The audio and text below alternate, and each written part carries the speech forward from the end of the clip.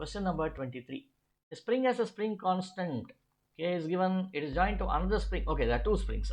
The spring constant is 4. A load of 4 Newton is applied, suspended to the composite spring. Okay, you have two springs and there is a load over here. And then what is the extension of this composite spring? What is the extension of this composite spring? Okay, now what we do is, if two springs are connected like this, two springs are in series, which means the effective spring here will have a K effective, which is given by 1 by K effective is equal to 1 by K1 plus 1 by K2. 1 by K2. If you want to know more about this derivation, just put your comments, and so that I will do a new video on this one, because I'm not going to do it here. So if this is the case, this will be 1 by 6 plus 1 by 4, which will be equal to how much? I'll take 12 as an LCM. 6 2s are, 4 3s are, which should be equal to 5 by 12.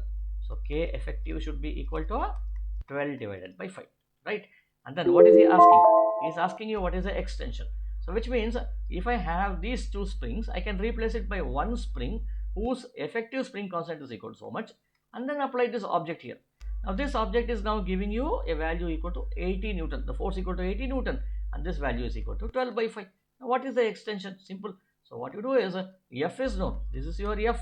This is your K. So what you need to do? You put K effective multiplied by X.